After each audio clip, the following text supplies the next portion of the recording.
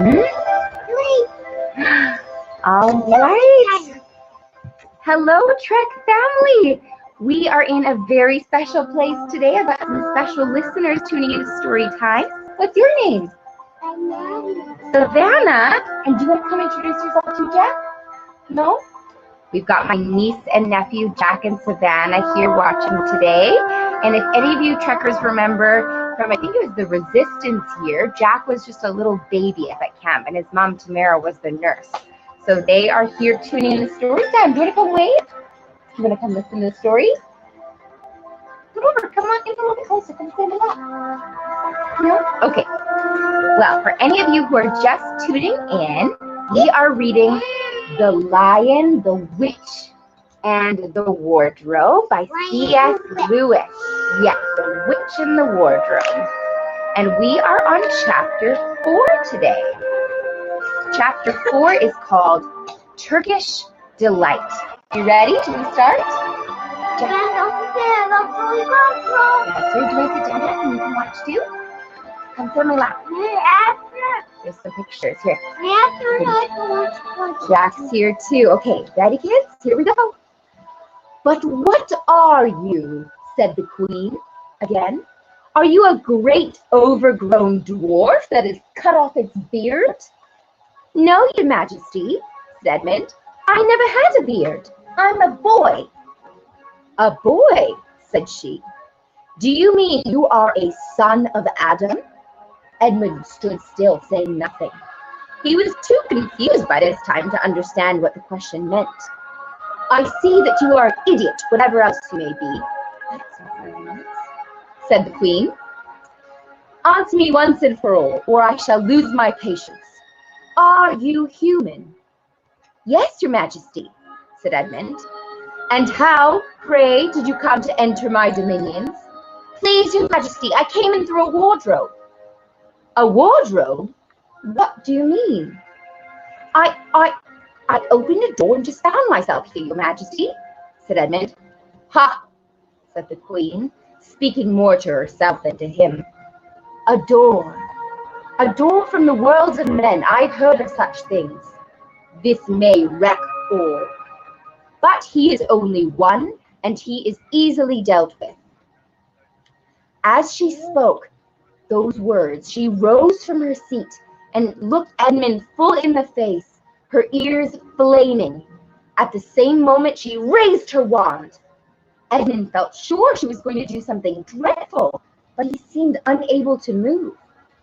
Then, just as he gave himself up for lost, she appeared to change her mind. My poor child, she said in a quite different voice, how cold you look.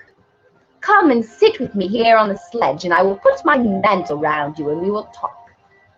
Edmund did not like this arrangement at all. That's a picture. But he dared not disobey. He stepped onto the sledge and sat at her feet, and she put a fold of fur mantle round him and tucked it in well. Perhaps something hot to drink, said the queen. Should you like that? Do you like hot chocolate? Yeah. Yes, please, your majesty, said Edmund, whose teeth were chattering. The queen took from somewhere in her wrappings a very small bottle, which looked as if it were made of copper. Then, holding out her arm, she let one drop fall from it onto the snow beside the sledge. Edmund saw the drop for a second in midair, shining like a diamond. But the moment it touched the snow, there was a hissing sound, and there stood a jeweled cup full of something that steamed. Are you ready? The dwarf immediately took this and handed it to Edmund with a bow and a smile. Not a very nice smile. Look, there he is in the picture. Edmund felt much better as he began to sip the hot drink. It was something he'd never tasted before, very sweet and foamy and creamy, and it warmed him down to his toes. It is dull, son of Adam, to drink without eating, said the queen presently. What would you like best to eat? Turkish delight, please, your majesty, said Edmund. Do you have a favorite candy? What's your favorite? Lollipops. What's your favorite, Savannah?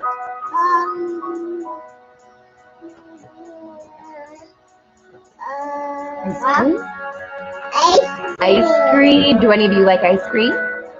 The queen let another drop fall from her bottle onto the snow, and instantly there appeared a round box tied with a green silk ribbon, which, when opened, turned out to contain several pounds of the best Turkish delight, that's sort of a chocolate.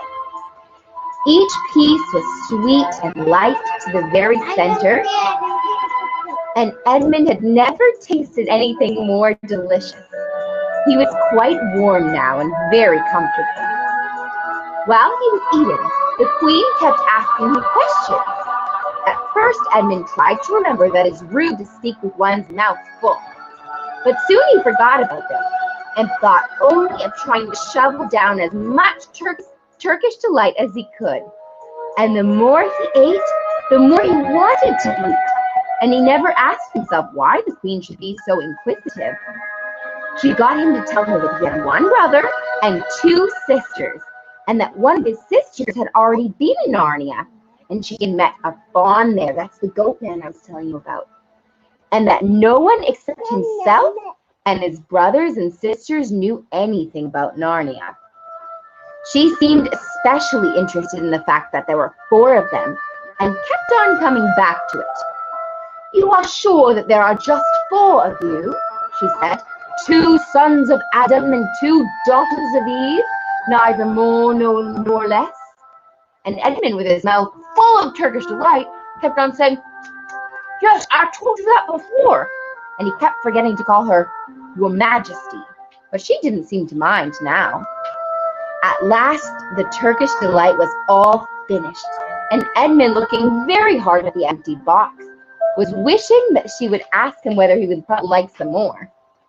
Probably the queen knew quite well what he was thinking, for she knew, though Edmund did not, that this was enchanted Turkish delight, and that anyone who had once tasted it would want more and more of it, and would even, if they were allowed, go on eating it till they killed themselves. But she did not offer him any more.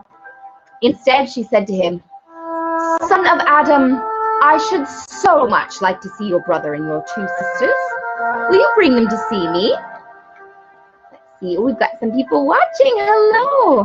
Let me know if the music is too loud on there, okay? "I'll try," said Edmund, still looking at the empty box.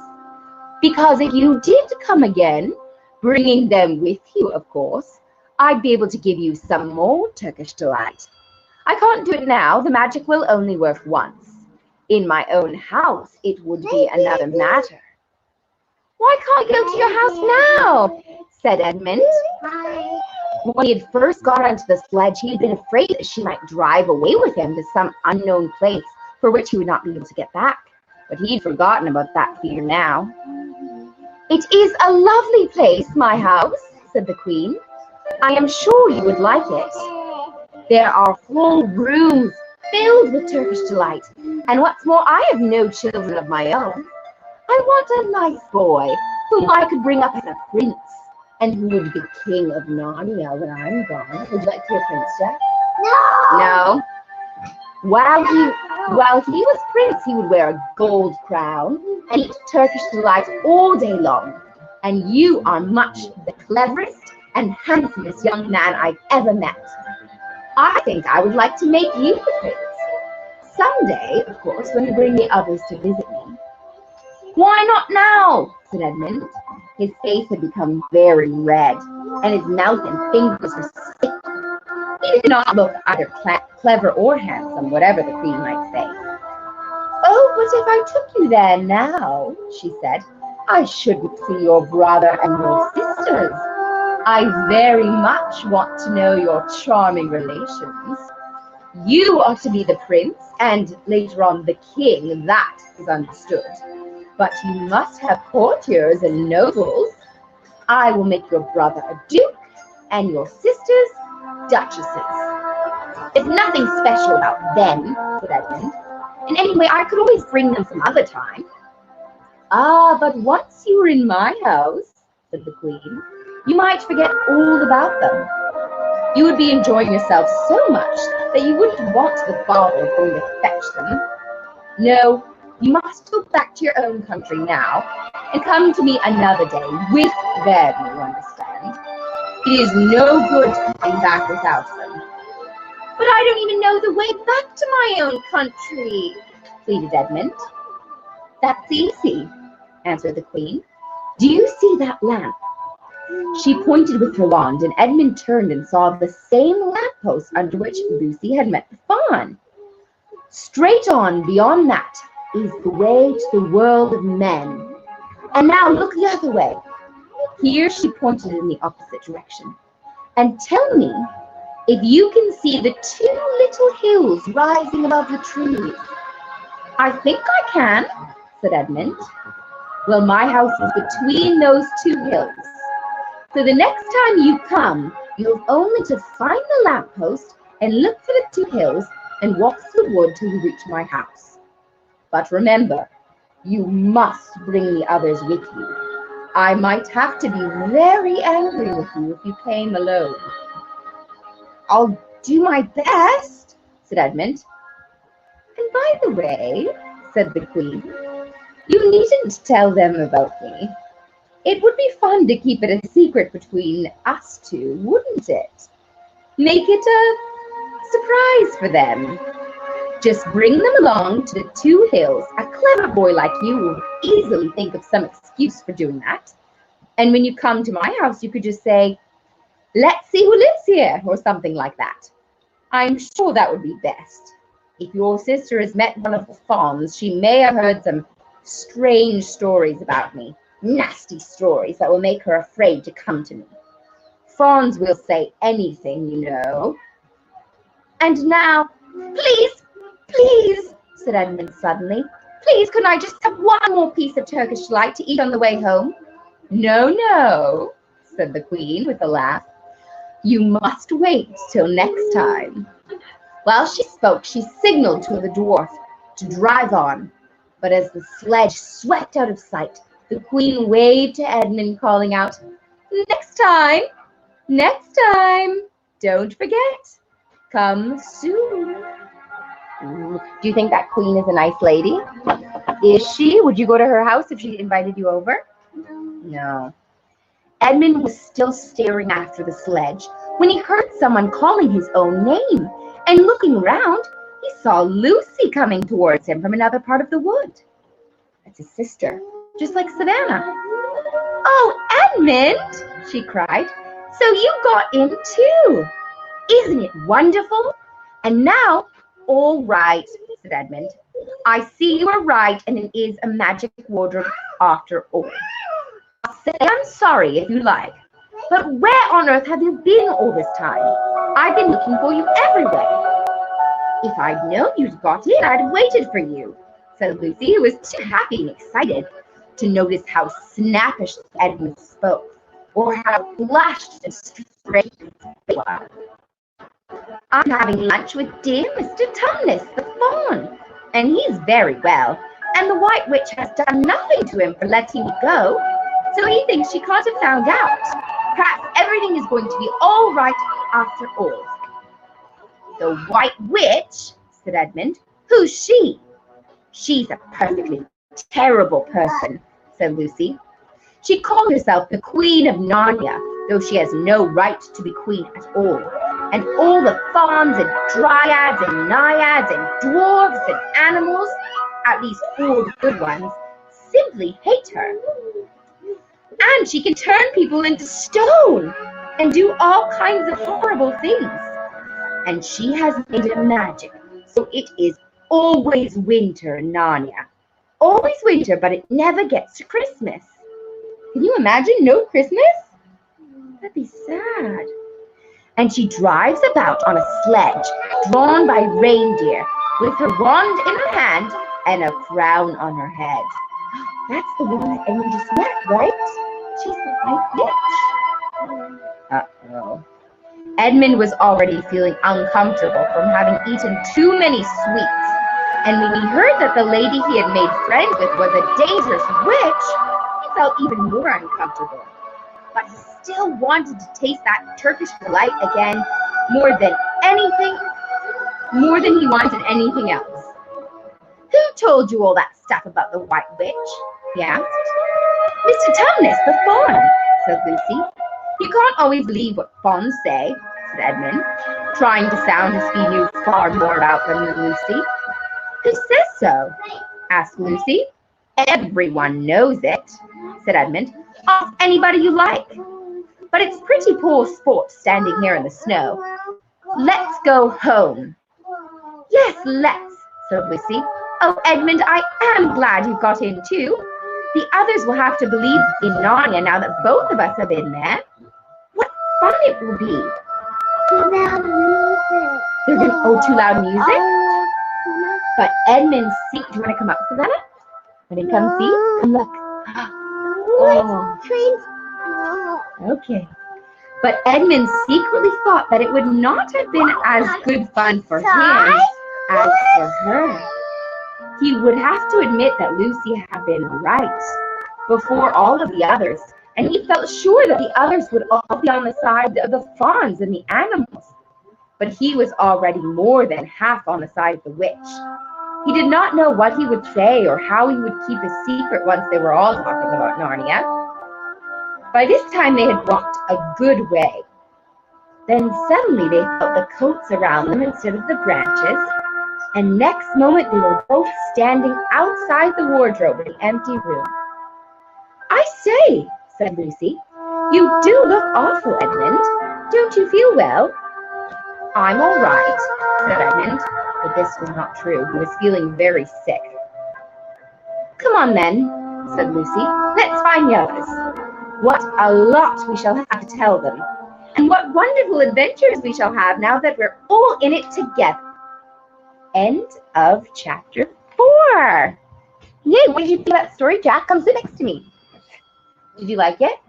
Do you think it's a good idea to talk to strangers?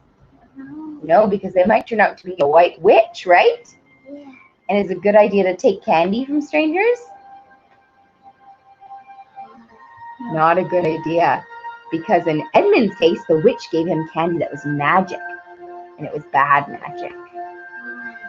Well, she wants to trap him in Narnia. Yeah, she wants to take him to his castle and not let him go back to his house. Kind of scary. Yeah, she can turn people to stone with her wand. I know. Well, if you enjoyed this, be sure that you're keeping up to date on YouTube. We've got all of our stories being uploaded there, so you can catch up if you missed one.